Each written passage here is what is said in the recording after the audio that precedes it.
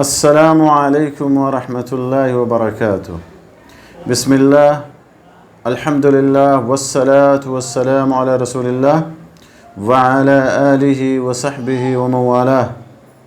محترم ناظرین، حمد و صلوات کے بعد آج جو باتیں میں آپ حضرات کے سامنے رکھنا چاہتا ہوں اللہ کی توفیق سے، وہ بعض دیگر علامات قیامت کے بارے میں، جیسا کہ کل آپ کے سامنے بیان کیا گیا کہ قیامت کی نشانیاں دو طرح کی ہوتی ہیں، چھوٹی نشانیاں اور بڑی نشانیاں۔ بڑی نشانیوں سے مراد وہ نشانیاں ہیں جو قیامت سے کچھ عرصہ قبل واقع ہوں گی، جیسے کہ دجال کا آنا، امام مہدی کا ظہور وغیرہ۔ اور چھوٹی نشانیوں سے مراد وہ نشانیاں ہیں جو بڑی نشانیوں کی بنسبت چھوٹی ہیں اور ان کا ظہور بڑی نشانیوں سے قبل ہوتا، جیسے کہ علم کا اٹھایا جانا، جہالت کا پھیل جانا، شراب نوشی کی کثرت، لمبی لمبی عمارتیں بنا کر کے فخر کرنا وغیرہ وغیرہ۔ اسی طرح سے حدیث جبریل کی روشنی میں دو نشانیوں کا ذکر آپ کے سامنے کیا گیا۔ ایک نشانی یہ کہ لوڈی اپنی مالکہ کو جنے گی، اور اس سے کیا مراد ہے اور علماء کے اقوال کیا ہیں اس بارے میں۔ اور دوسری نشانی یہ ہے کہ آپ ننگے پاؤں چلنے والے، ننگے جسموں والے فقراء اور بکریوں کے چرواہوں کو تعمیر میں ایک دوسرے پر سبقت لے جانے والا دیکھیں گے۔ آج مزید قیامت کی کچھ اور نشانیاں آپ کے سامنے ذکر کی جائیں گی، مزید کچھ علامتیں بیان کی جائیں گی جن کا ذکر ایک بہت ہی مشہور اور معروف حدیث میں آیا ہے، جس میں اللہ کے نبی صلی اللہ علیہ وسلم نے ارشاد فرمایا کہ لا تقوم الساعة حتى تقتتل فئتان عظیمتان تكون بينهما مقتلة عظيمة دعوتهما واحدة وحتى يبعث دجالون كذابون قريب من 30 كلهم يزعم أنه رسول الله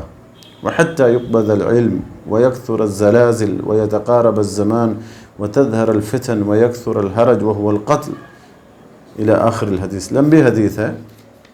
اور اس حدیث کے راوی صحابی جلیل ابو ہریرہ رضی اللہ تعالیٰ عنہ ہیں۔ کہتے ہیں کہ رسول اللہ صلی اللہ علیہ وسلم نے ارشاد فرمایا کہ قیامت قائم نہیں ہوگی یہاں تک کہ قیامت اس وقت تک قائم نہیں ہوگی جب تک کہ دو بڑی جماعتیں باہم قتال نہ کریں۔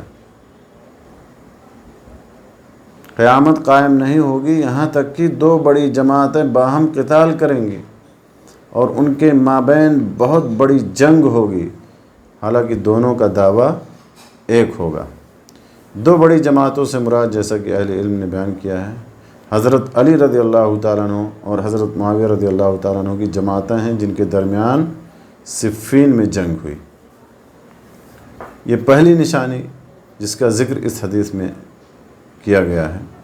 دوسری نشانی جس کا ذکر اس حدیث میں آیا ہے کہ 30 کے قریب دجال آئیں گے، جن میں سے ہر ایک کا دعویٰ یہ ہوگا کہ وہ اللہ کا رسول ہے۔ 30 کے قریب دجال آئیں گے اور ہر ایک کا دعویٰ یہی ہوگا کہ وہ اللہ کا رسول ہے۔ یہ دوسری نشانی ہے جس کا ذکر اس حدیث میں کیا گیا قیامت کی نشانیوں میں سے۔ تیسری نشانی قیامت کی جس کا ذکر اس حدیث میں آیا ہے کہ علم اٹھا لیا جائے گا، یعنی علم صرف نام کا رہ جائے گا اور اس پر عمل نہیں کیا جائے گا۔ اور چوتھی نشانی جس کا ذکر اس حدیث پاک کے اندر کیا گیا ہے وہ ہے کہ زلزلے کثرت کے ساتھ آئیں گے، زلزلے بہت زیادہ آئیں گے۔ اور پانچویں علامت، پانچویں نشانی یہ ہے کہ وقت قریب ہو جائے گا، متقارب ہو جائے گا۔ قریب ہونے سے یا تقارب سے کیا مراد ہے کہ لوگوں میں بگاڑ جلدی پھیلنے لگے گا، لوگوں میں خرابی اور فساد جلدی پھیلنے لگے گا۔ جیسے کہ کسی فساد کے پھیلنے میں، بگاڑ کے پھیلنے میں، خرابی کے پھیلنے میں پہلے 1 سال لگتا تھا، قیامت کے قریب وہ خرابی ماہ میں پھیل جائے گی،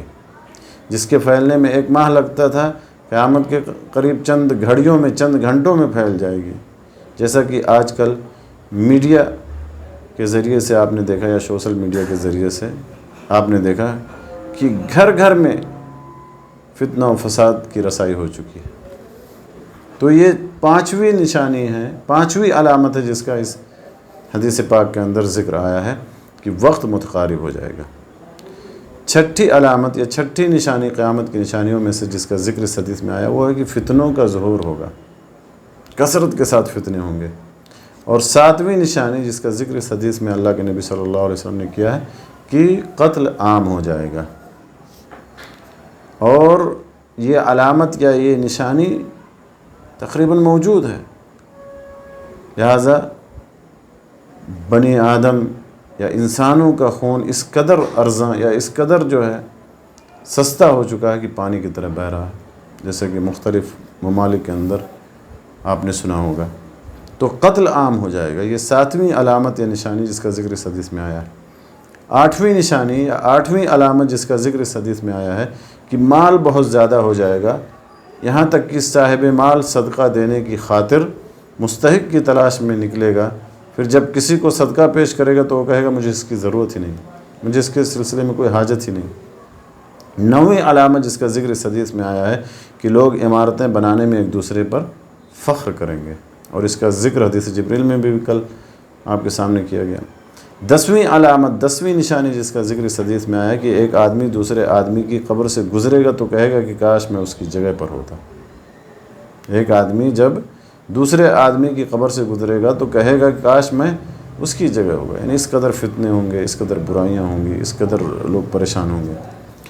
اور 11ویں علامت جس کا ذکر اس حدیث پاک کے اندر آیا کہ سورج مغرب سے طلوع ہوگا، اور جب ایسا ہوگا اور تمام لوگ اسے دیکھ لیں گے تو وہ سب ایمان لے آئیں گے، لیکن یہ وہ وقت ہوگا جس کے بارے میں اللہ سبحانہ وتعالیٰ کا فرمان ہے لا ينفع نفسا ایمانها لم تكن آمنت من قبل او کسبت فی ایمانها خیرا۔ سورۃ الانعام کی آیت نمبر 158 ہے کہ اس وقت کسی ایسے شخص کا ایمان اس کے کام نہ آئے گا جو پہلے سے ایمان نہیں رکھتا تھا یا اس نے اپنے ایمان میں کوئی نیک عمل نہ کیا تھا۔ پھر آپ صلی اللہ علیہ وسلم نے کیا فرمایا کہ قیامت ضرور بالضرور قائم ہوگی، اور اس کی شدت اور ہولناکی کی وجہ سے اس وقت 2 آدمی ایک کپڑا کھول چکے ہوں گے لیکن وہ اس کی خرید و فروخت نہیں کر پائیں گے،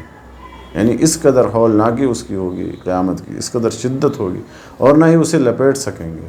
اور قیامت یقیناً قائم ہوگی اور اس قدر آنن فانن قائم ہوگی کہ اس وقت ایک آدمی اپنی دودھ دینے والی اونٹنی کا دودھ نکال چکا ہوگا لیکن اسے اس کو پینے کی مہلت نہیں ملے گی، اور ایک آدمی اپنے حوض سے